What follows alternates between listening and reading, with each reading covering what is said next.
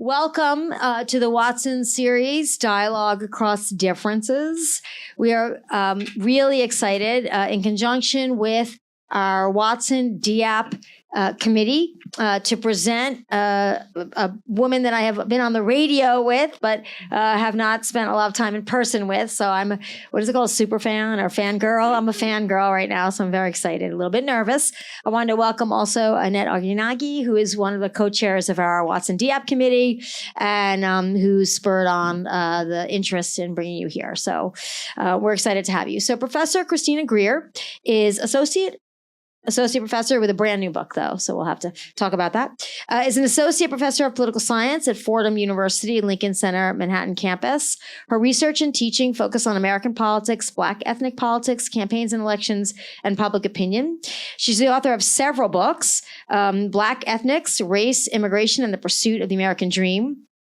Co-editor of Black Politics and Transition, Immigration, Suburbanization, and Gentrification, and most recently, her 2024 book, How to Build a Democracy, from Fannie Lou Hamer and Barbara Jordan to Stacey Abrams. Professor Greer writes a weekly column for the Amsterdam News, is a frequent political commentator, that's an understatement, is a very, very frequent political commentator on a number of major national media outlets, and is the co-host of FAQ at NYC. So welcome to Brown. Thank you very much for being with us. Hello? Okay, good. This is much better. Yeah, good. So I usually like to start with a series of questions, and then we'll open it up to audience questions, and we'll converse for about 40 minutes, give or take, and then we'll open it up to the audience. Fantastic. Okay, so our first question is, because we're in a college setting, I like to begin these conversations by asking our guest speaker how their career evolved over time. Are you where you thought you would be when you started out, and how have you created your opportunities? Okay, so first things first, thank you all so much for coming. I think the last time I was at Brown was maybe when I was looking at colleges, so it's been a while. And pardon the voice, it's that time of year.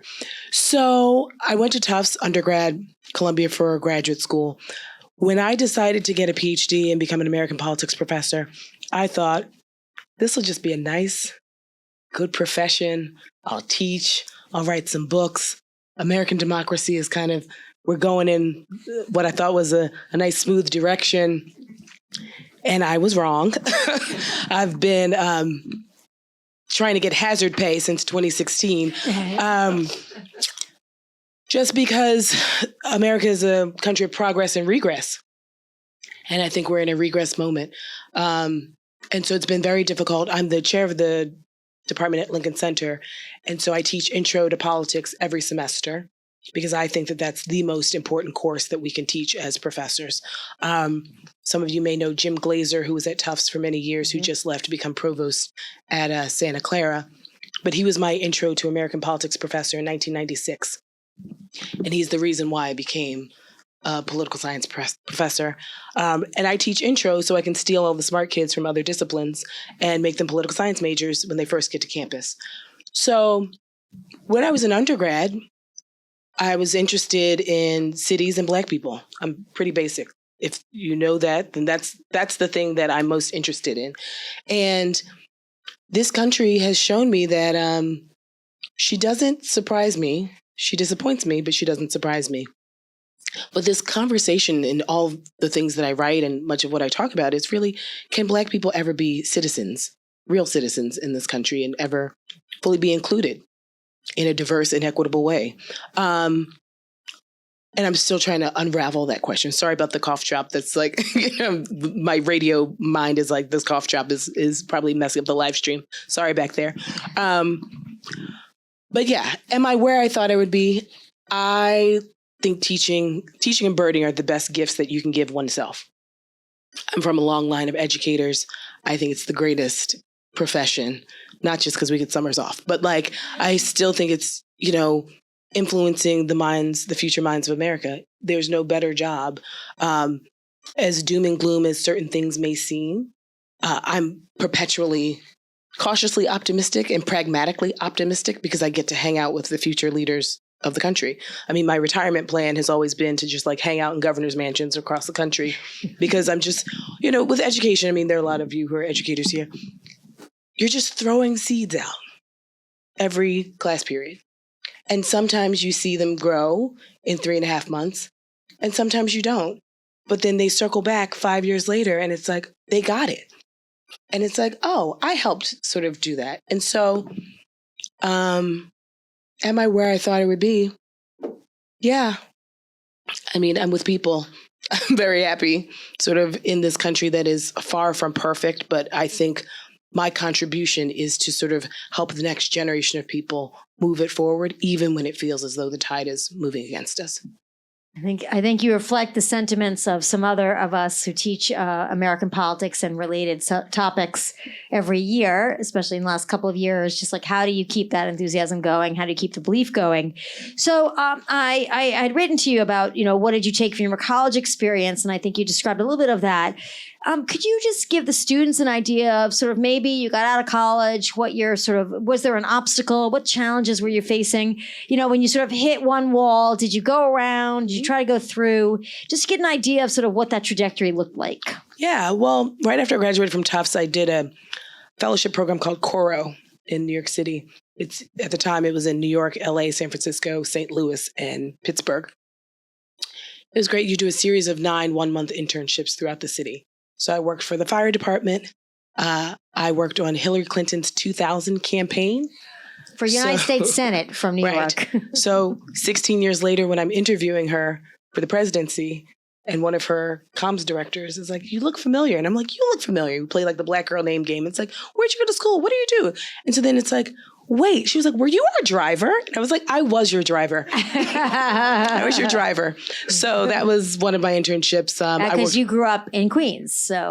I grew up in Philly, but I was just happy for the campaign. I was the van. I was the van driver.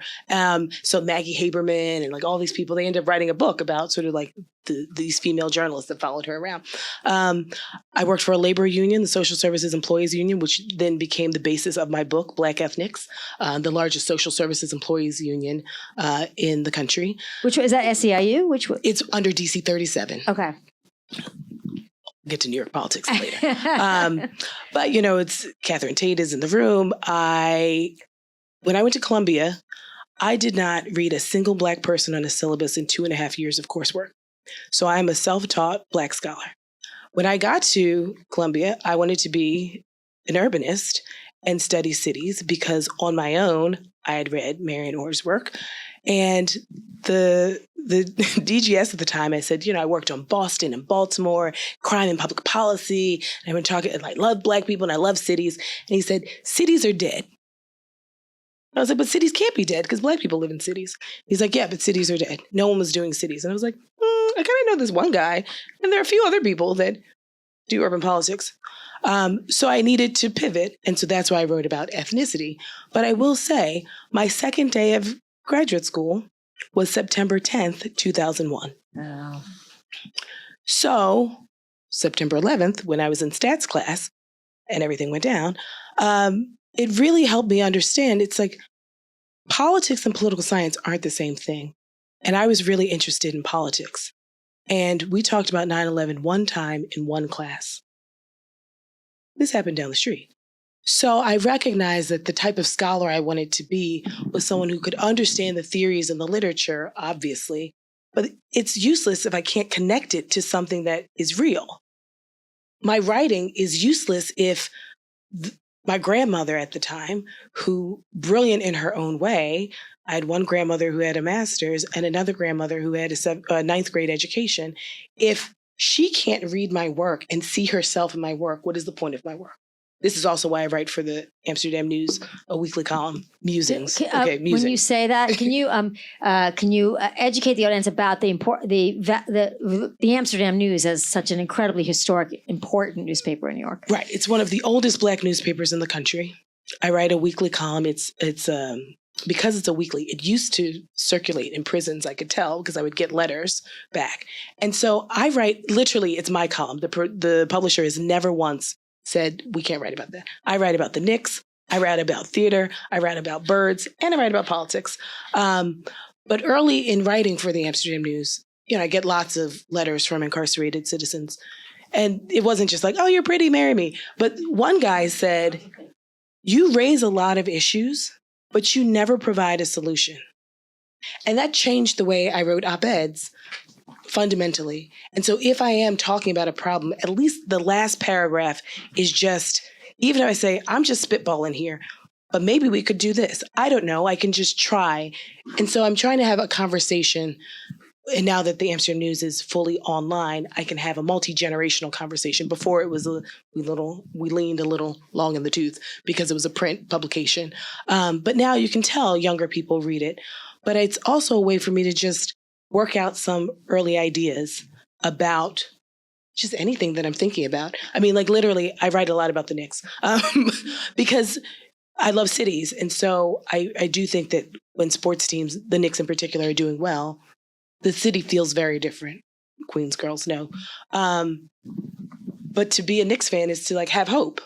To be an educator is to have hope. To be a Black person in this country is to have hope. So it's like these connections that I can make in the Amsterdam News where it's like the APSR doesn't care about me writing about the Knicks and hope and Blackness, but my weekly column, I can sort of tussle through some things that I'm thinking about emotionally and intellectually in an urban politics setting and talk about how I don't like the Dolans and things like that. I mean, I don't put that in print because they do facial recognition and I won't be allowed in the arena, but I can talk about issues and ideas in a very short period of time.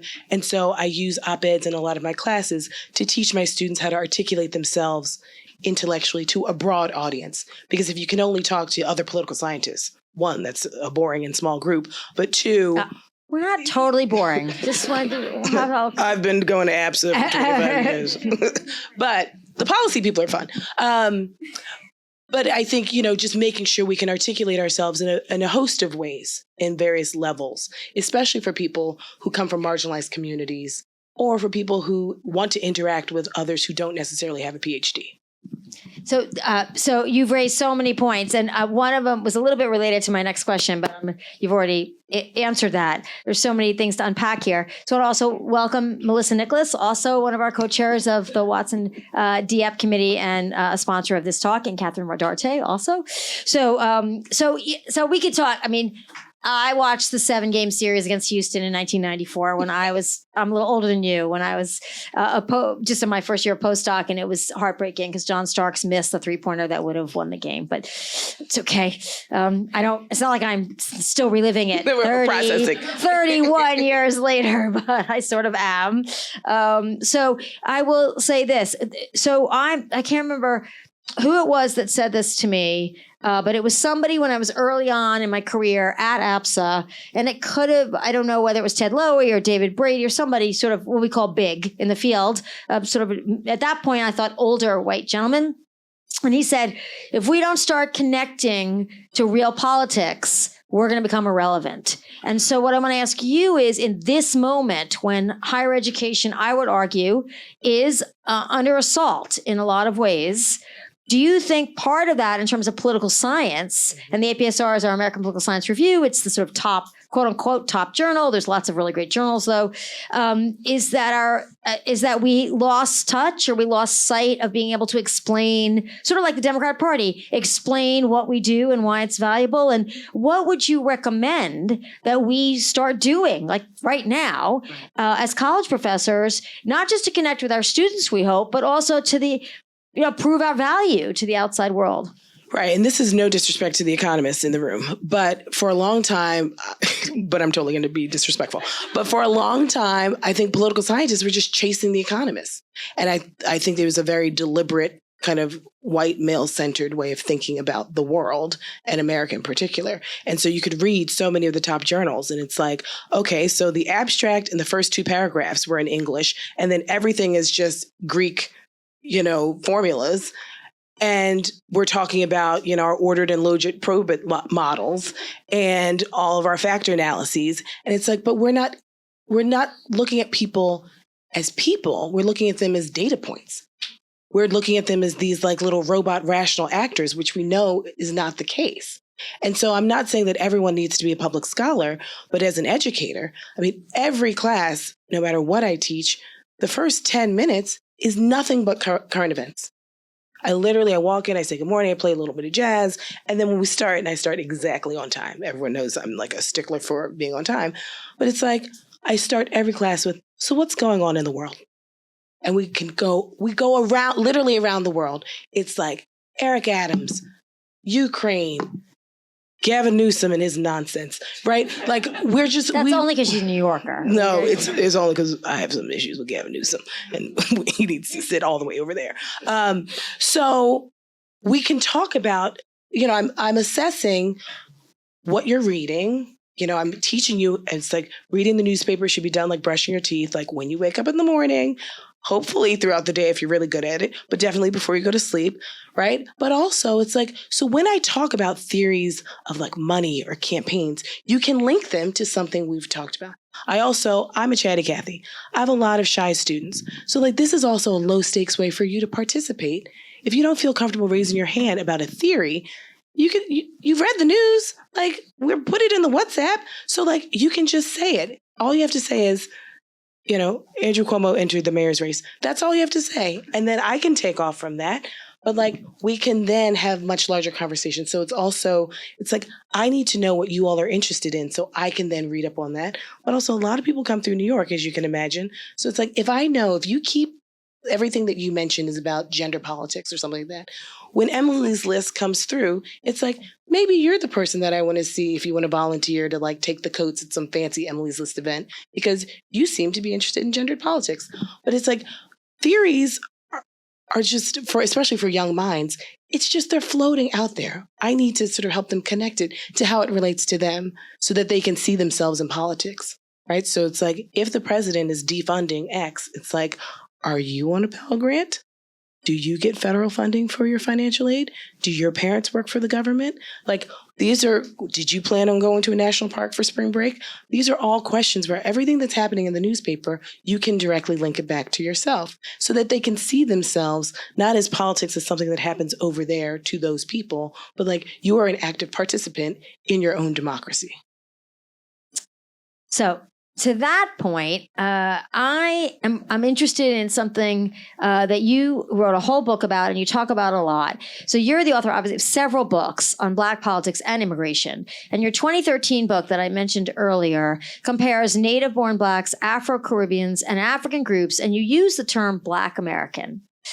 And could you describe that term, I think, in more depth? And then how does the intersectionality across these groups manifest under the larger umbrella of underrepresented group mobilization in American politics? Right. So I specifically chose Black American because I didn't want to say like African Americans when I was talking about Africans in the country. And it comes from a political trajectory that I kind of talk about in the book and the renaming of Black people in this country, sometimes by themselves, sometimes by others.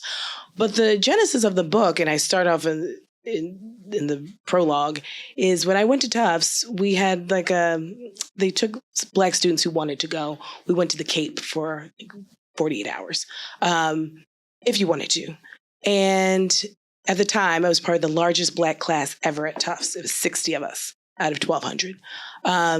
And so we went to the Cape, most of us, almost all 60. And the first exercise was the facilitator said, close your eyes, and said, now raise your hand if your parents said, when you get to Tufts, don't get wrapped up with the Black kids. I'm like, what in the world? So I open up my eyes and everyone's hands are raised, except for the 6 Black Americans on the trip. Now, I identify as Black American. My grandmother, who I never met, she passed before I was born, is Bahamian. So now that I live in Brooklyn and everybody's Caribbean, I claim Bahamian. But before I was like, I'm just Black American, even though when I sort of think about what we ate as kids growing up, I was like, oh, actually, we did have a lot more of a Caribbean influence than I realized. But I never identified as Caribbean until literally 3 years ago, living on Eastern Parkway. For those of you who know Brooklyn, it's like Hasidic community, Caribbean community, and I'm like right in the middle. So I thought that was a really odd question. But while I was at Tufts, the Black Student Union, which at the time was called the Pan-African Alliance, because that had gone through several iterations of name changes, the Caribbean students broke off and formed their own group. The African students broke off and formed their own group, but they still maintained membership in the BSA. And so I was like, so we have this collective identity and this shared identity, But you all also have your very distinct identities and distinct assumptions about who Black Americans are or are not, more specifically. So because I couldn't study cities in graduate school, I thought choosing New York and the Black ethnic diversity that's in New York would be a great place. New York is kind of the backdrop character in the book as well, but there's so many cities that have Black ethnic diversity. You can think about DC, Houston, Atlanta, Dallas, parts of Ohio. There's some binaries, like parts of Maine that have sort of Black populations and say like Sudanese, or Ohio, it's like Ethiopians and Blacks. Minnesota, you all know, has like a very sort of robust Black ethnic and Black American population historically. So I wanted to know what coalition building could look like. Not necessarily in a competitive sense, but there's some hard conversations that Black people have always had internally that we haven't always had with you all present. We have our full lives separate from white people. And so it's a hard book to write because I didn't want to expose sort of some internal conversations that we are still grappling with. It's not lost on me that Barack Obama is not Black American. It's not lost on me that Colin Powell is not Black American, or Shirley Chisholm, the first Black woman in Congress, or Kamala Harris, who was the first Black vice president. So this sort of dovetails later on into some of the conversations that I had in the book. If your kid's going to get hemmed up by the cops, he's not like, "Are you Ghanaian?" Right? They're not going to ask that necessarily. Now, jobs might, but sort of in a, Marion writes about this more eloquently than I did, but there's residential segregation where sort of Black immigrants are like forced to be with Black Americans. They're like, well, wait a minute. Why do I have to have a mandatory Black prefix? Why can't I just be American like the other people who came over the same time that I did? And so it's like, so I'll never be a model minority, but at least I won't be Black American. So there is this hierarchy. And I argue that the binary of Blackness and whiteness in this country is calcified and it's actually not going anywhere. And so that puts Black immigrants in a very peculiar space with this mandatory Black prefix, but also not being Black American from the tradition of U.S. chattel slavery on American land. So as I thought about my latest book, from Fannie Hammer and Barbara Jordan to Stacey Abrams, I was very active in her 2018 campaign because she almost became the very first Black woman ever elected as U.S. governor in the United States. We've never had a Black woman elected as a U.S. governor. At the time, there were only 2 Black women who had ever been elected as U.S. senators. Carol Moseley Braun in 1992, Year of the Woman, from the great state of Illinois. So you can think of Harold Washington, mayor in 83, Jesse Jackson in 84 and 88, and then obviously Barack Obama in 2008. So she comes from that Illinois tradition. And then there's Kamala Harris in 2016. But other than that, we don't have a tradition of Black women being in, say, that pipeline for even executive leadership. So writing that book was sort of twofold. One, I wanted it to be on the record because book banning isn't new, right? As I was telling Jordan and folks. Jordan? No. Logan. I knew it was an O in there. I'm turning into my mother where I just totally rename people. But I was telling Logan earlier, it's like Stacey Abrams. Oh, okay. News break. So Stacey Abrams didn't come out of nowhere, right? She's not a Cabbage Patch Kid. She comes from a long tradition, right? So all these things of like Black women will save us and Black women, #thank Black women. It's like, okay, so clearly Black women have a long tradition of supporting not just the Democratic Party and democracy, but if we know that we are banning books and banning history. This is why most people think there are only 4 Black people who ever existed in the United States: Martin Luther King, Rosa Parks, Frederick Douglass, and Harriet Tubman. We know that that's not the case. So it's like, I wanted to be on record that she delivered a U.S. president. I wanted to be on record that she delivered 2 U.S. senators for the state of Georgia. Most people have no idea who Fannie Lou Hamer is, one of the greatest civil rights fighters of our nation, right? Or Barbara Jordan, the second Black woman ever elected to U.S. Congress from the great state of Texas, right? Who's Black American? So I wanted to have this Black American feminist story. And I also, for my students in particular, every student of mine has to have a favorite U.S. president. Mine is LBJ. Every time I say LBJ, it's like a sitcom. They go, woo, because I love LBJ. But I want my students to recognize that whoever they choose is going to be a problematic figure. None of these men are perfect. So I say I love LBJ because it's Civil Rights Act, Voting Rights Act, and Immigration Act. don't talk to Vietnam vets. They don't like LBJ, right? So whoever you choose, they're going to be problematic to some and fantastic to others, right?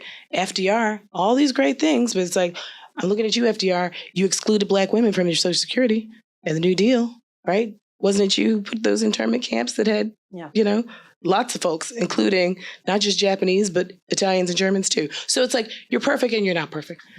I say all that to say, LBJ was a great mentor to Barbara Jordan from the great state of Texas, but he was a villain and he was horrible to Fannie Lou Hamer. This same man to two Black women, right? Characterized even in the play that Bryan Cranston did on Broadway, and he played LBJ, and they have that incident both in the play and the film of it, where he really, it's a story about the Democratic National Convention and what LBJ did to her. And then fast forward, Barbara Jordan speaks at the 76th DNC, and she is in the list of the greatest speakers ever in the history of American democracy, in like the top 10 speeches. Now, just as an aside, I love a footnote. I took my students to that play on Broadway, called the box office, and I was like, listen, I'm teaching presidency. I want to bring my students. Can you give us a discount on a discount on a discount, right? It's Broadway. And so like, fine. So I get it down to like, I get some like money from Fordham. I think I asked my students to pay like $25, which, you all know Broadway. That is a steal. They did give us tickets, but when I tell you, when I go to Broadway a lot, I write about Broadway. I like a good old orchestra, a little mezzanine if I have to. Hi, Will. Come on in. So they had us, when I tell you, the last row of the theater. We kept going up. My ears started popping. At one point in time during the play, a man comes up the aisle. I'm getting a little nervous because we're the last row. So where is this man possibly going? We have the entire last row. It's like 25 of us. He then starts climbing the ladder next to me to get to the lights. That's how far back we were. So when I say, yes, I did see the play with Bryan Cranston. However, I was in a nosebleed section. All right, so I'm going to ask the question, and we also have Diva Woodley now, who's joined us and who can talk about everything from social movements, public opinion to qualitative data in the back there. So you're a bit of a ringer, but I'm going to ask anyway. Of course, we have Catherine Tate, whose book Gendered Pluralism, also who my class just finished reading, also about this. A couple things. One is, how do you think the dynamics about sort of Black American being sort of Jamaican or Bahamian, and she was a Black, identified as a Black woman, married to a white man and a Jewish white man. And we've learned from Catherine Tate's survey work, oversampling, thankfully, of the Black community, thinking about attitudes about interracial marriage and about women who don't have children, and the surprising findings that you found, Catherine, about their fairly negative attitudes towards the women with those attributes. Tell me a little bit about whether the after story of 2024 about Black turnout either being lower than they hoped or less enthusiastic than they hoped. And did you get a sense of that among Black women, Black men? And did you think sort of Black Americans? We have a former student who's a friend of yours, Joel Payne, who used to say, and I'm just paraphrasing Joel, I didn't make this up. He said, I'm Jersey Black. And I didn't know, I really didn't know what he meant. And he said there's this sort of real difference between growing up and being born here, and your parents are born here and your grandparents are born here if you're Black versus any other kind of circumstance. So is that real? Or is this just sort of a way of blaming Kamala Harris? Right. So there are lots of questions in that question. I'll try and unpack as many. So in my book, Joel says Jersey Black. I say JB. So when people are like, oh, where are you from? It's like, oh, Philly. It's like, no, where are you from? It's like, Florida? It's like, oh, I'm just Black, right? And so this kind of dismissive, like, oh, we're the JBs. And it's like, well, you're actually like 15th generation American and you're like a foundation of this country. So it's actually not just Black. It is Black American. So there's a certain level of, I think, pride that a lot of people don't have in the just Black, the JB title. But like when you zoom out 30,000 feet, it's like, oh, no. I did help build this raggedy house as it may be, but it is still like my country. So Kamala Harris, there are a whole bunch of things that we need to unpack. Let's just start with Doug. I think we can blanketly say this country is deeply anti-Semitic. How many people were thinking about Doug? Some. So we can put some people in that category. Black women, as we know, are the keepers of the Democratic Party and the democracy writ large. They're the greatest voters, percentage-wise, for the Democrats. The second greatest voters, especially feminist voters, are Black men. So this whole narrative of like, Black men didn't turn out. Yes, they did. They turned out more than Asian Americans. They turned out more than Latinos, Latinas, and they turned out more than white women, as they always do. Because our colleague, Jane John, has told us that white women have only voted for the Democratic Party candidate 2 times since political scientists have been keeping data, since 1952. In 1952, we started keeping the data. White women have only voted for the Democratic presidential candidate in 1964, presidential election of whom? LBJ. LBJ. Yeah, that right. And 1996, second generation Bill Clinton, right? Second term. That's the only time white women have voted for the Democratic Party. So to put it on Black men, you can come on in. To put it on Black men is a falsehood. They still voted over 80% for Kamala Harris. So were there some issues, I think, with sort of running of a campaign with someone who has 107 days to convince the world? Don't forget, Barack Obama became a senator and started running for the president like 20 minutes later. So he had a long runway to convince the country that a Black man was possible. Kamala Harris had 107 days.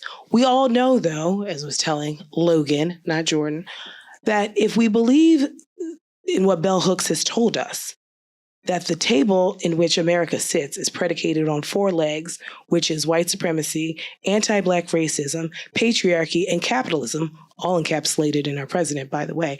But if we know that that's the case, then we can understand how some women couldn't bring themselves to vote for Hillary Clinton, and they couldn't bring themselves to vote for Kamala Harris. We can also understand how some people told themselves, all of a sudden, that there's certain international issues that are of the greatest import of their lives. Issues that have been going on for over 7 decades, and in 107 days, this woman couldn't solve it. I can't vote for her. Really? I've known you for 25 years, and I've never heard you say the word Palestine or Ukraine ever in my life. But now you can't vote for her because she doesn't pass the purity test on these 2 issues. Okay. And in either direction, which is hilarious. I have friends who are on one side or the other, right? So the mental gymnastics that people put themselves through to not vote for this woman in a short period of time. And I'm looking at you, Joe Biden. You had some hits, but you did say you were going to be a bridge. You said you were going to be a bridge. And I think had you not run, it would have been a wild primary. But primaries are helpful. It's part of the democratic process. And Kamala Harris would not have been the nominee. And Black women, as the keepers of the Democratic Party and democracy, would have understood that. And we would have rolled with it. Because as far as I'm concerned, I was telling Pat earlier, Joe Biden, you had one job as far as the Democrats were concerned. It's to make sure that Donald Trump does not become the 47th president. And you failed. So you put it on Kamala Harris. But we also know that white women could not, couldn't, and wouldn't. But I wasn't expecting white women to show up because they didn't show up for Hillary Clinton. They didn't show up for Barack Obama, and they've never shown up for the Democratic Party except for those 2 times in 1964 and 1996. So why would I all of a sudden expect they would show up for Kamala Harris? That seems crazy. Well, one of the predicates for that argument was that in 2022, white women who voted in the midterms voted by survey about abortion. It was not a presidential election, and they voted for Democrats. So that was, I think, one of the reasons why the Democrats said 2 years later, long after Dobbs, that they would vote. But yeah, the majority of white women do not vote for the Democratic Party. I was cautiously optimistic, right? So I was like, okay, there is a world where white women recognize the danger that is afoot for all women. But there's a difference between when you get into that voting booth, voting for an executive, voting for someone who is the leader of the free world. Most white people don't have a Black friend, let alone a Black boss. They've never had a Black governor, and most Americans have never had a Black female senator or a Black female mayor, unless you live in very specific places. So this idea is something that, like, Barack Obama had a lot of time to have this runway. But we also know how patriarchy is so real. I mean, if we sort of think about it, and this is no disrespect to Barack Obama. However, in 2008, some 44-year-old dude who's been in politics in DC for 20 minutes takes out the most powerful Democratic family of the latter 20th century. How does that happen? And he says, oh, Hillary, you're likable enough. So the patriarchy in that case that a lot of people sort of, I think, missed because he's so charismatic and like, oh. I don't know how many of us missed it. I think we paid attention. I think a lot of folks. Younger people didn't right? Get the real patriarchal underpinning of that. Because it was the excitement about the first Black president, and Democrats spent 8 years patting themselves on the back and lost state houses across the country, lost lower level races everywhere. We also know that Barack Obama is the best politician for Barack Obama, but he's not an institution builder. That's not my personal opinion. These are facts. So I think that also is part of an issue where female candidates tend to be institution builders. If you look at like what they're trying to build as far as a legacy to bring along after they're gone, male politicians aren't interested in that in the same ways, I would argue. So two things, I'm going to get to the next question. One is that we know from primary data in 2008, there was an absolute generational divide. So older women in the Democratic Party voted for Hillary Clinton, not Barack Obama, and younger women who voted in the primary and younger men voted for Barack Obama. That's right. There was a cool factor, whatever, but there's a definite generational divide. I called it Maya Angelou factor because my mom was a Hillary Clinton person. She was like, I don't know this child, right? I mean, it's like she knew Hillary Clinton, and Maya Angelou was a big Clintonista, right? I mean, don't forget she did the poem for Bill Clinton in his first term. So the generational divide, especially among Black women, was very real.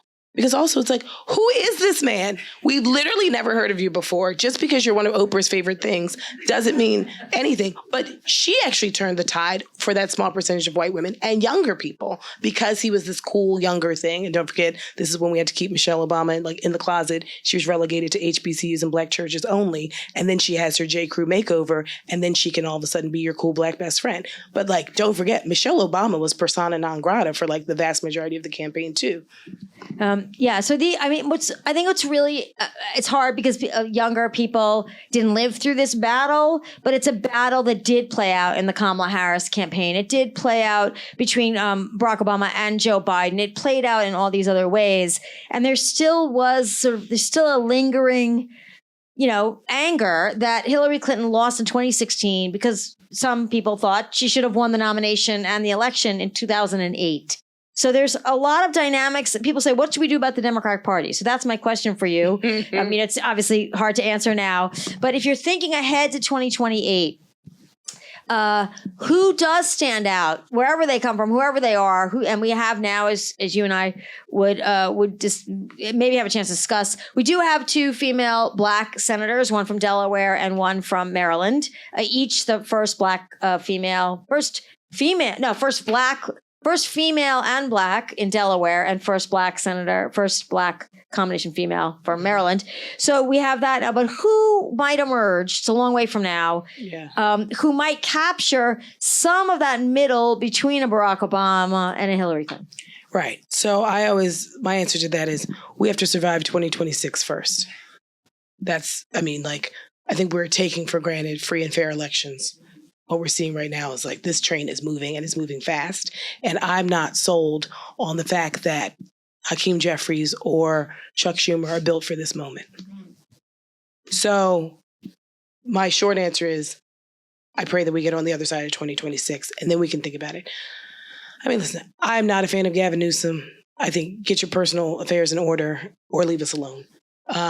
So that's one. But he'll obviously be someone. Everyone loves Westmore.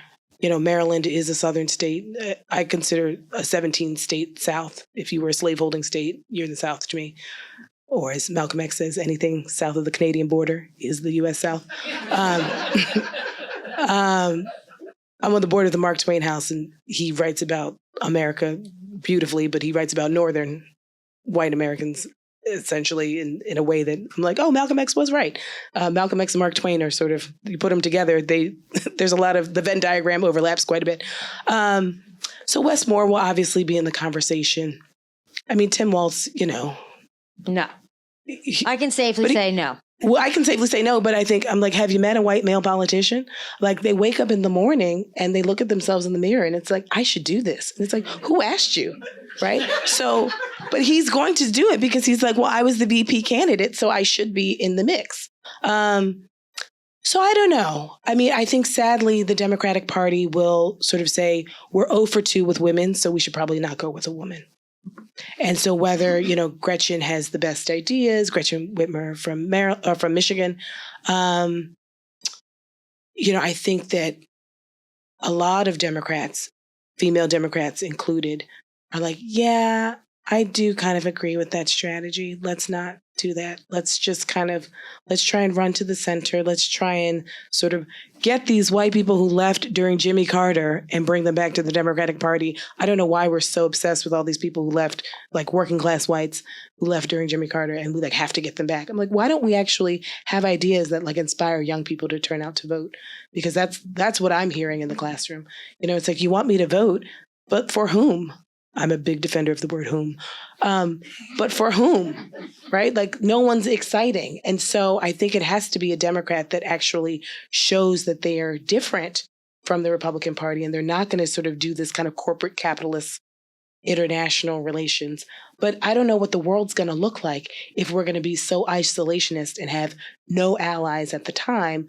Will it be a Democrat that actually has real foreign policy experience? They can think through it. Will it be someone who's a politician, or will the Democrats say we've just got to go bold and interesting too and go with someone outside of politics? I think we'll stick with someone inside of politics. And I think that there's some people in the pipeline, but I feel like I'll know much better in 2026. Yeah. I don't disagree. I don't disagree with that. And I think 48% of people under the age of 30 to 34 vote. 48% of self-identified Latinos vote. Asian American turnout was a little bit higher, slightly higher. And then Black Americans vote at much higher rates than that. And then either equal to whites or just hovering about the same as whites. So and every time in the primaries, Bernie Sanders can get young people to get out the door. Barack Obama will get young people to get out the door. The first election, Barack Obama, 51% turnout on that. And the second election was 48%. It's always 48%. It never changes. So I think that's correct. And so basing a whole nomination process on that is always really risky. Yeah, and we also have to recognize the institutional barriers that are put up for Black people to vote. So those numbers are astronomical when you think about the institutional barriers. But also, just as an aside, Bernie Sanders, call me old-fashioned, but if you want to run in the Democratic Party, then be a Democrat. Either in or you're out. But I don't like this whole, I'm an independent, but then I want to sort of meddle into your elections. And I honestly don't understand how Bernie Sanders has class analysis devoid of any racial analysis. I have a real thing against Bernie Sanders. Your ideas are fine. Pie in the sky. But I don't understand how your ideas can be separate from a racial analysis. And then, as I was talking to Pat earlier, this election cicada in Jill Stein.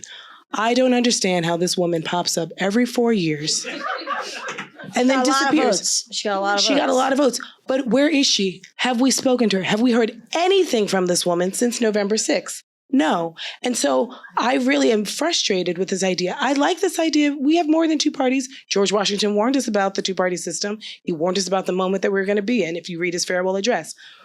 And we know that a third party comes up, it either gets subsumed or it's subsumed. So we always go back to the two teams. That's just how we've shaken out in American democracy over time. But what is so frustrating is I don't like interference. I like intellectual debate. I like the idea of multiple parties. We know that a lot of Black people ran for the presidencies on alternative parties. There are ways to get ideas out there. They sometimes get adopted by one of the two dominant parties. But this idea that this woman pops up, messes with our elections, and then, millionaire by the way, disappears, and then pops up every 4 years to sort of stir things up in very specific places and very particular ways is very frustrating for me as someone who cares deeply about trying to strengthen a party system on both sides so that we can have robust and good faith arguments. And I don't really believe that hers are good faith arguments. So I'm going to ask one more question, then I'm going to open it up. But right on the party system, in 1950, the American Political Science Association commissioned a report towards a more responsible two-party system written by sort of a major scholar, thank you, E.E. Schatzschneider, with a little help from V.O. Key, and basically said, what you're seeing now with the Trump administration, the president and the Congress totally aligned, totally in lockstep, is what we should strive for. We want two distinct, unified, cohesive parties battling it out. But Republicans sort of get that, then they veer and they fight, then they get that. But the Democrats seem to be in constant turmoil and don't seem to be able to get that kind of lockstep cohesion, although under Nancy Pelosi it came close. So what do you think of that idea, that in fact we don't want it to be messy. We want it to be clear. We want the policies to be enacted. And then we want to basically make sure at election time that the voters can hold the parties accountable. Do you think the Trump administration sort of says, no, this is how it can go wrong? Or do you think this is what they thought should happen in this democracy? What you were describing, like sort of a party with distinct borders, and you can either be in the party or you're not, but you can't run and mess up the elections. Right. And I think that there's a big difference between unified government and mob government. And I think we've had unified government before, and this is how we got Obamacare. Now, mind you now, the Democrats didn't even name it Obamacare. The Republicans named it that. So like they don't know how to play offense, and they're really shaky on defense as well. So, and as an aside, a little footnote, Nancy Pelosi, all my students have to have a favorite city. Nancy Pelosi is from? Baltimore. Nancy D'Alessandro, right? Tommy D'Alessandro, her brother. Thomas D'Alessandro, her father, right? He's one of the first Italian-American mayors of Baltimore. Her brother was one as well. So the street fighting that Nancy Pelosi is accustomed to and how she got everybody in order for Obamacare is Baltimore. So not Northern California. This is not Napa. It was Baltimore. So I think unified government has its role, right? Where we can push through certain policies that we may or may not agree with. But this isn't what we're seeing, right? I mean, this is, I would argue, a sycophantic government where I think it's not just executive and legislative branches. You have the judicial branches too. So when you read the Federalist Papers and you read Federalist 51, and they're sort of like, we have to have separation of powers. Like we actually have to have some sort of guardrails because as George Washington, as problematic as he may be, okay, stealing the teeth out of his enslaved Africans and putting them in his mouth. But what he was worried about was this very moment of someone who's like, I am a king. Actually, I don't need the legislative branch to do anything. I'll just have executive orders and they'll go along with it and the courts won't stop me. Luckily, we are seeing that some guardrails are holding. So unified government has a purpose, but not, I would argue, this type of purpose, especially since we thought that there were certain questions asked and questions answered. But what I explain to my students is that democracy and American democracy, it's a living, breathing thing, just like our Constitution. And I think the problem with Democrats is that they put their wins in a frame on a wall and they look at them and it's like, oh my God, we did it. And they walk away from it. And they're just like, we're so great. We got Roe v. Wade, 1973, put it in a frame. We're done. And Republicans were like, we lost that one. So we're going to spend the next 50 years working to take that thing out of that frame.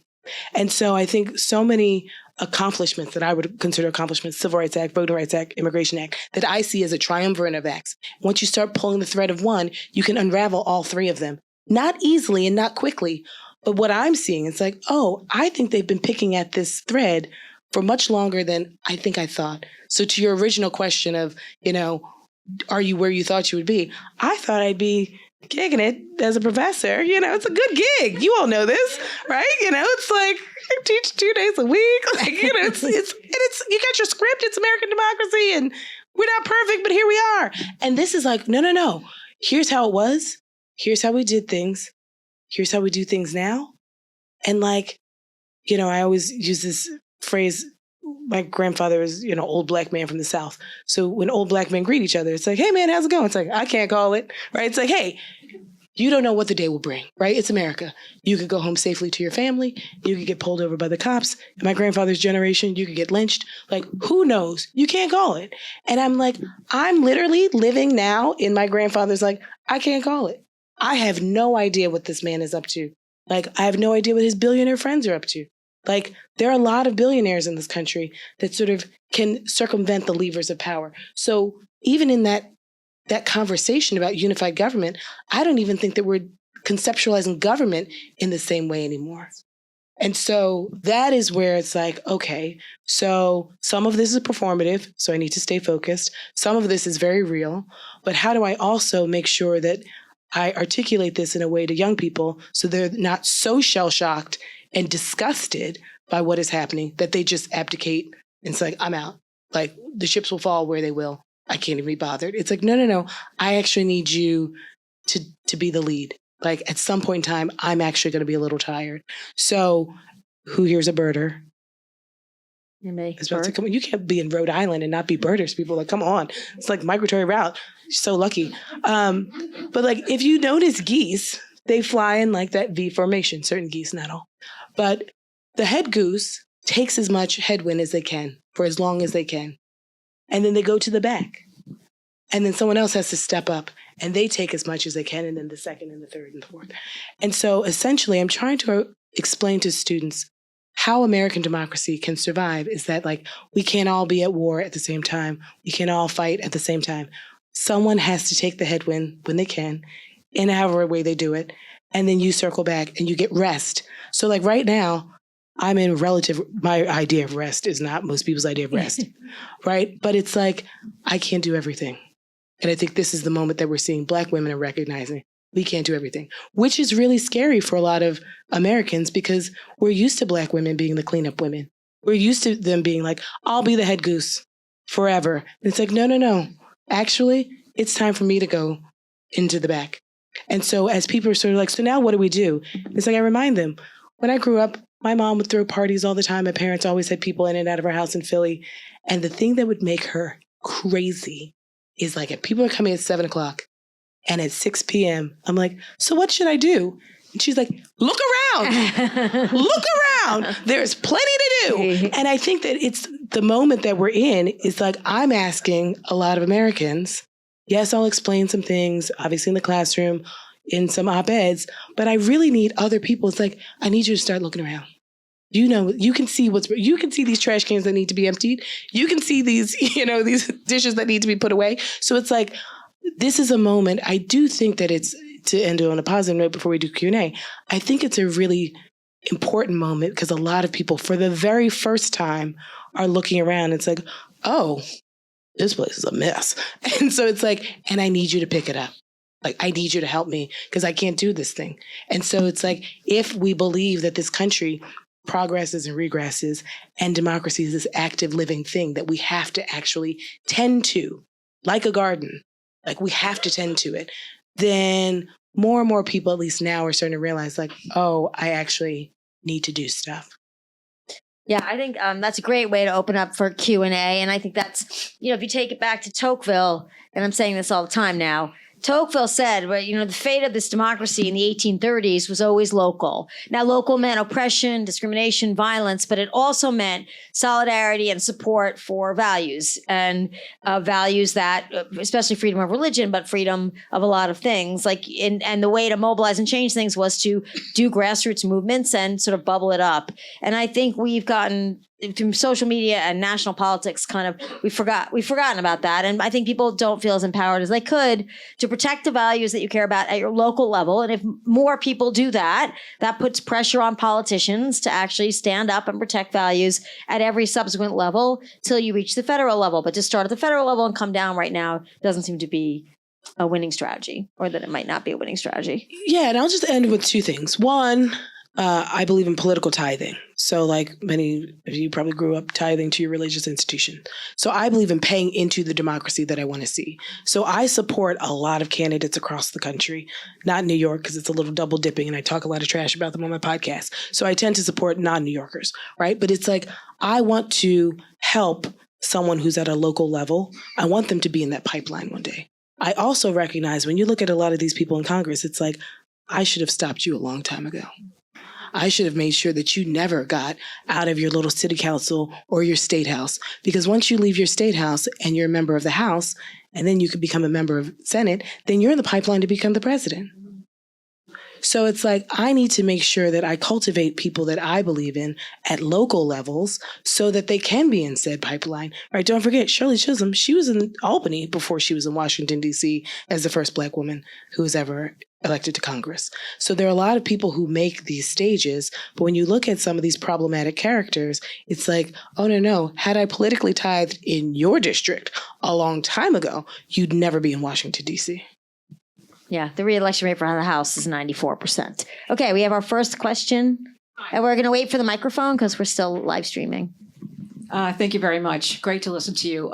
My local church is much more active right now. We're forming groups of all kinds. So I'm not worried about us on the local level and things that we can do in order to rise up and protect our democracy. I guess my question is that all those people who are lucky enough to be in those halls of Congress, what do the Ds do in the short term, meaning 3 to 6 months? Do they hope that he crashes and burns? Or what's the correct strategy?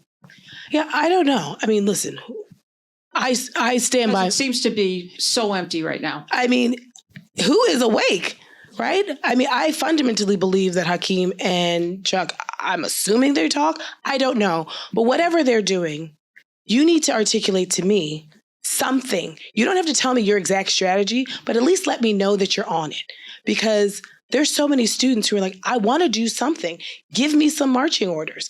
Even if the marching orders are hold tight, right? Racists always overplay their hand.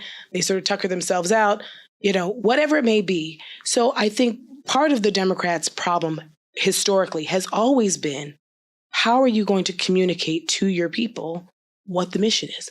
What are you labeling it? Remember when Barack Obama literally saves the country from falling off of an economic cliff, right? Puts people back to work, and then names it like the America Rediscovery Back to Work Act, something, right? It's like nobody even knows the job they have was because he gave it to them, right? So it's like, FDR's like, it's called the New Deal. I did it, right? LBJ, it's called the Great Society. Thank me. So the Democrats, they don't even know how to market it. And I'm not saying go to McKinsey and have someone, do a 2-month study. But whatever Hakeem and Chuck are up to, it's not trickling down to us to figure it out. At the very least, float a rumor that getting together on the weekends, all of that. Right. Don't tell us anything, but just tell us where you're. So this is a constant refrain. And when you think, so the issue is what the Republicans are pretty good at is figuring out the right moment for the right messaging. And right now, lots of things are happening, and it's starting to affect people. Veterans, for example, hospitals, cancer research, clinical trials, vaccines. Things are starting to affect people where they thought, wait a minute, I don't understand what's going on. And this is why the Republicans are quite adamant about not shutting the government down. Because if they shut the government down, because their wing, the Freedom Caucus said today they'll support Trump's big spending. Well, it's actually current services and it's the Biden budget, but they're not, they're cutting, but they're not actually cutting super core right at, district level stuff yet, because A, they don't want to shut the government down. That will remind everybody how much they need the federal government in the midst of cutting it. And 2, they don't want to wake people up to impact. The Republicans want to do just enough, but not do so much that people wake up and say, I'm feeling this now. And that's when the Democrats can say, we will try to help you and protect you and save you. But until they feel it, it will just fall on the ground and nobody will hear it. And so that's an argument to be made. Other people, like you were saying, doesn't matter, keep screaming now and sort of get people prepared. But they're clearly taking, the former approach. Right. I also think it's when you're dealing with people who have no shame, you're in a dangerous position. And so you have a lot of Democrats who really do believe in just respecting the institution, right? We just respect the institution, so we don't want to sort of go down to their level, which there is an argument to be made about that. However, we're not in normal times. So the historical approaches that we've always taken, even when Democrats and Republicans have had wildly different views, there was still sort of a level of quasi-decorum. I know it seems oxymoronic, but think about even someone like Nixon. He resigned, right? I mean, he had a concept of shame. We're not in that world anymore. We have sort of men who will debase themselves, go against something that they said yesterday just because. So, you take the State of the Union last week. Do you really think young people want to see people with a paddle? It's false. They're like, what? My parents don't have a job. I'm not going to have a job when I leave school. I'm going to be saddled with debt. Buying a house is impossible. Literally the world is on fire and I see it. I'm a COVID kid, so I'm antisocial, so I don't even know what kind of job I can get, right? I mean, the list goes on. And I mean, I'm serious. These are the conversations I'm having. So it's and you want to sit there with a paddle that says false while this man is just literally selling our country for parts like he said he would? like we read for a year in a document that said he would do all the things that he did on the first day. So like, who is in charge? And that's the question where I'm like, hey, I can't call it. I don't know. A question. There's two questions. Yeah. We just have you and then I'll Just a quick comment, because I'm thinking back, Trump is thinking he did so much when COVID was on, and he's the one that said we should drink Clorox, Yeah. and then that would kill the COVID. And people have forgotten that. But this is what he thinks, sorry. Okay. It's okay. And we have a question in the back, sir.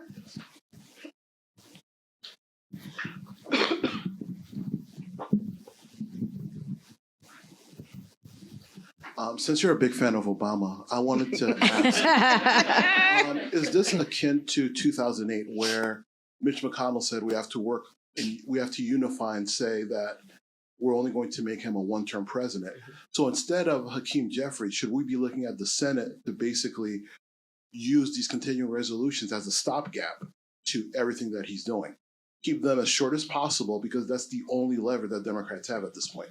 Right. So, instead of going in front of a building and saying, we will fight, we'll fight. Like, what is that? So, Chuck Schumer, you know the halls of Congress very well. You also know that the people that you used to negotiate with in good faith are no longer negotiating with you in good faith. So I think, sadly, the Democrats have taken this role of minority party, where it's like, well, we're just helpless. It's like, you're not helpless. In the House, you have a 2-seat division, right? Figure out some Republicans, not 2, figure out 12, give them some cover, right? It's like, what can we negotiate with? What can we do so that on certain measures, you make sure you help us out?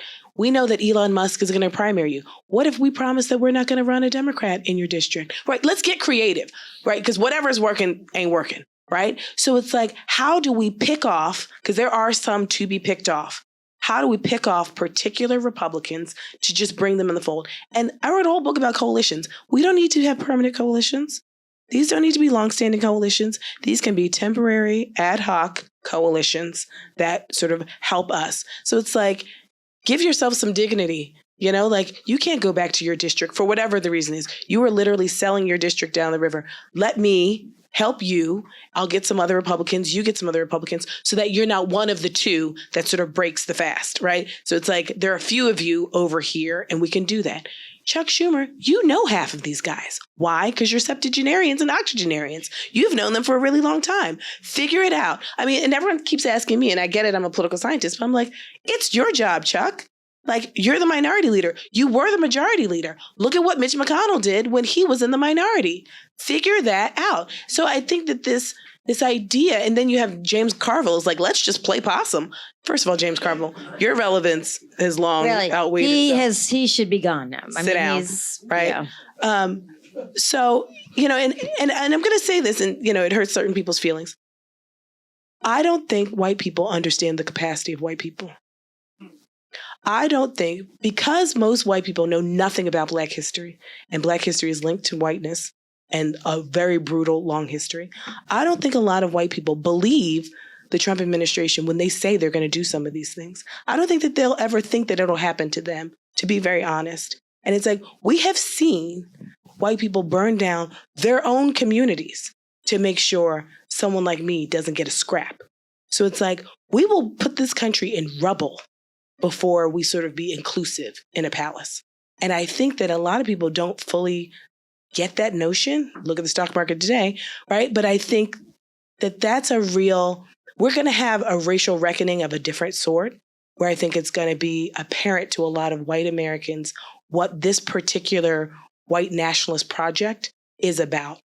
And I think it's a very specific white nationalist project that I would argue a lot of white Americans are not about. And they don't agree with it. But I think that they're just tacitly like, that's not, no. Like, we're not in the 1880s. That's not going to happen. It's like, it will. Read a book. Read a banned book, right? I mean, this is the reason why the books are banned. It's like, we know it as Black people because these stories are passed down in our families and we read books about it. But most white people know nothing about Black people.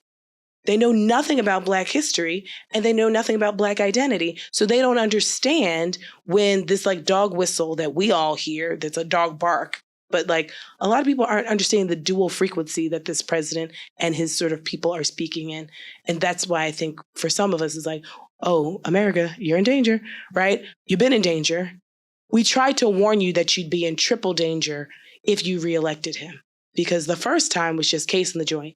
The second time, he knows where everything is, and it's not going to be a smash and grab. It's going to be a systemic dismantling of all the things that he couldn't do because of the certain levers of power that prevented him from doing stuff. From good faith Republicans who were like, hey, Sue, that's a bridge too far, right? So it's like now I won't even have those people in there. I will just have sycophants because I don't want to like be caught up with like Bill Barr getting a conscience one day, or Sessions saying like, that might be a little bit of an overreach, right? Or Mike Pence, my VP, sticking up to me. So let me just get people who have no shame, who don't care, and money is the golden currency.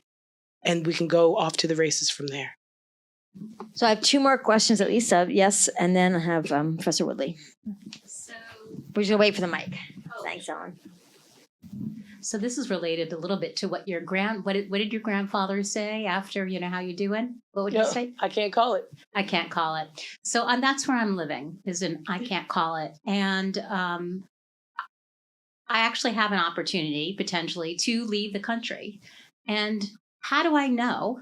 I'm curious, what markers are there for me to decide that leaving things that are deeply important to me, like a job that I adore, my livelihood, that things are dangerous enough that I need to exercise an escape plan. Mm-hmm. Now, see, and this goes back to my first book, because I've had a lot of conversation about this, especially for Black Americans. It's like, well, this is our country. There is no escape plan, right? And so there's this luxury that some people have to go someplace else. And it's like, well, we built I was about to use an expletive. We built this land.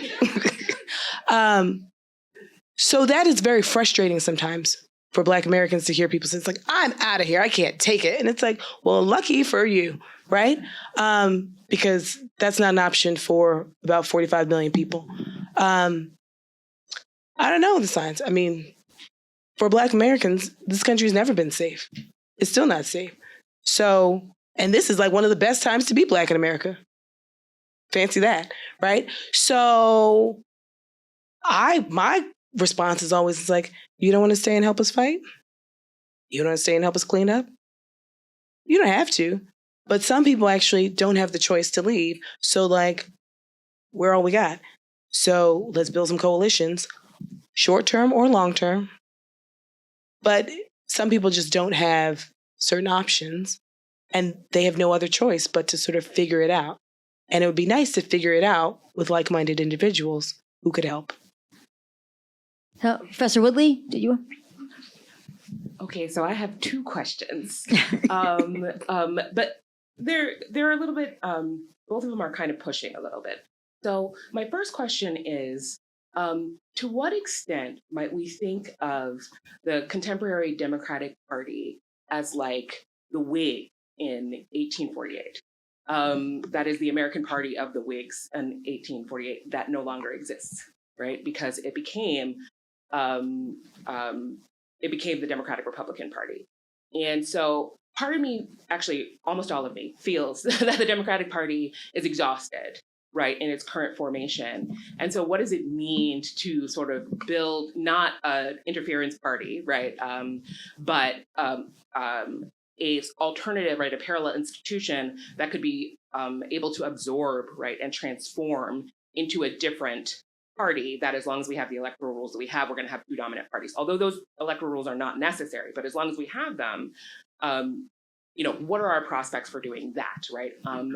What would it take for us to sort of believe that the current Democratic Party is beyond resuscitation and that we need something new, right? Something different. So that's my first question. And then my second question, though, is that I really appreciate the parallel you made, Professor Greer, to the 1880s, right? Because it also feels very sort of similar to me politically. This moment feels very similar to me in a lot of ways. But I think that the current billionaire class that we have is actually quite different than the robber barons, in that they really do seek not just dominance and influence, but real feudal power, right? Like they are proposing free cities, which are fiefdoms.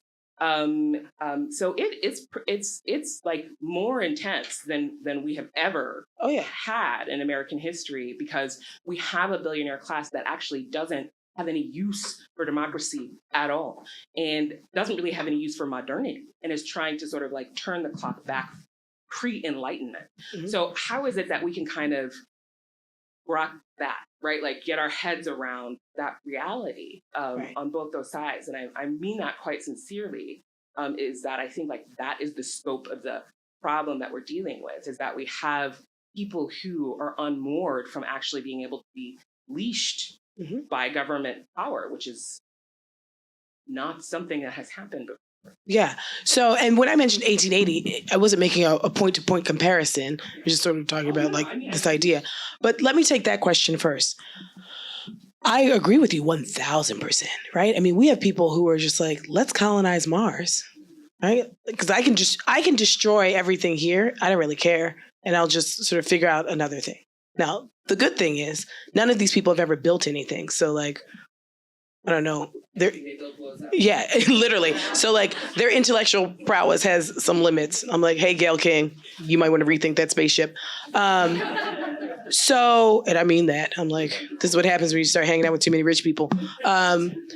So that does worry me, because we literally have the billionaire class physically on stage in this new iteration, which we told you would happen, by the way. We literally have the world's richest man in the Oval Office with his kid picking his nose and saying, you're not the president, right? It's like, so we are in a moment, I think, of uncharted territory. But also, though, as Black people, it's like, I mean, to be Black in America, isn't that to always be in a moment of uncharted territory? I think the difference is we now have more people who are in uncharted territory with us, which to me creates at least a little point of optimism. Because most of the time it's like, we are always in uncharted territory in this country. But there are a lot of people who are starting to recognize that this is not just, this isn't normal. I feel like the people with my paddle, right?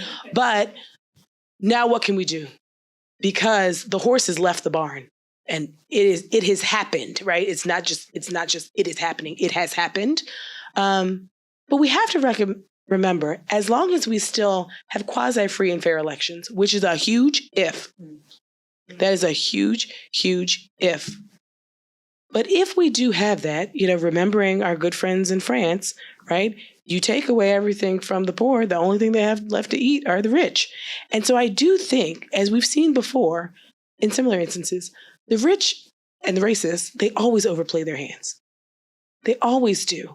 And so I'm cautiously optimistic on local levels that will trickle up, anti-Reagan style, where we will start to snap out of it. I genuinely think that this is a moment that certain Americans need. We tried to warn you. We tried to prevent you from this moment. But now that we're in it, we're in it. But I think that this is a moment that a lot of people need to see. They actually need to see federal jobs, not just in Washington, D.C., in all 50 states. Like, what? Like, this is how government works. These sort of billionaire class move fast, break things, right? It's like, no. That's actually not how government works. You rely on government for a lot of things. You rely on government to turn on your faucet and have clean water. There are a lot of things I think we take for granted that are we're going to go through some hard times for sure. But I think it might actually, if I'm being optimistic, and I always am cautiously optimistic because I'm with young people, but it's going to wake some people up to recognize it's like, oh, we need to course correct. Which I think brings me to the first part of your question. Because we know in American democracy, there are two parties, and then that third party sort of comes up, and one of two things happens. Either they subsume one of the parties, or they get subsumed by one of the parties. Whether the Democrats know how to rebrand, we know they don't, right? So how do we have a cultural shift? So it's still the name Democrat, but we've renovated. And we're going to have to prove to people that we have renovated. So it's like, are we going to keep chasing the same old ideas? Are we going to keep chasing the center or to the right? Gavin Newsom the first mayor to marry same-sex couples, and now you're Mr. Anti-LGBTQ+ on your new podcast with Charlie Kirk. Like, you're not it. So then how do we articulate a vision? What makes it complicated is that we actually are a diverse party. We actually do have a lot of different ideas. And I don't know how we circle some of those ideas domestically and internationally. Because most of the time it's like, international is international. But somehow our international conversations are becoming domestic conversations, and they're becoming huge rifts. So like, hey, I can't call it. Like, I mean, some of this stuff is above my pay grade, literally. But I think, for me at least, it's like, well, then let's stay at the table and figure it out, right? As much as I'd love to be in Lisbon with my friends eating good fish and drinking white wine, it's like, no, we got to stay and figure it out. So, and I think we can figure it out with folks who have I think there are enough good faith people who are trying to come to the table to figure it out. But to your point, they just have to articulate to us, like, what are some of the things we're pulling out of the trunk while we're sifting through it? And so I don't think that the Democrats fully get it.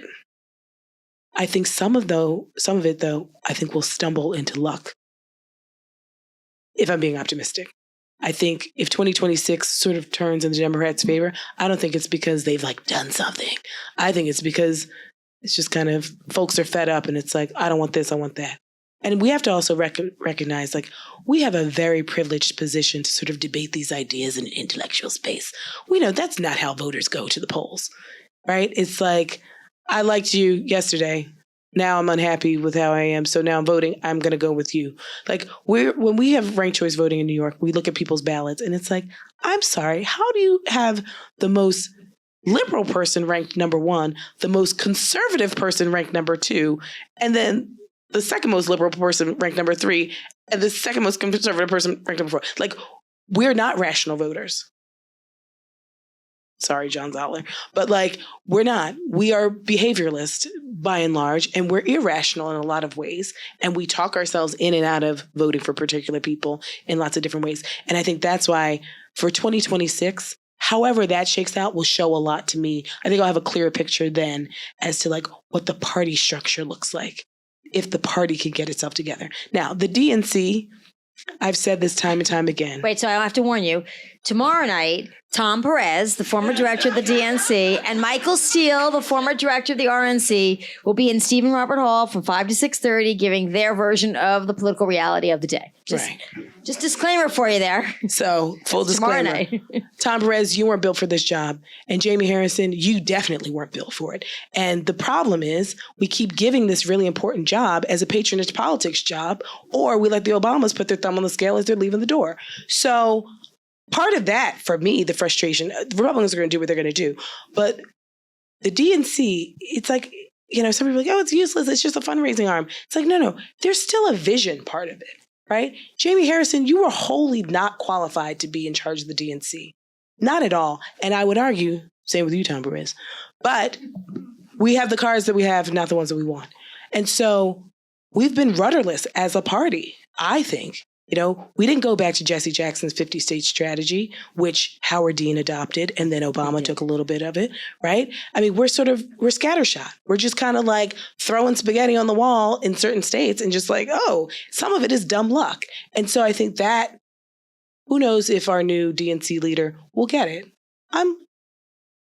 I have thoughts.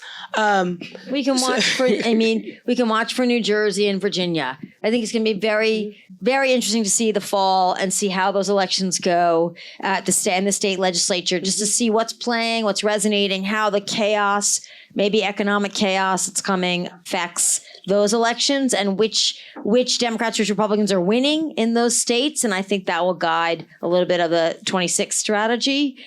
So I don't disagree. But we can't take for granted, let's just say Jersey and Virginia go in the Democrats' favor.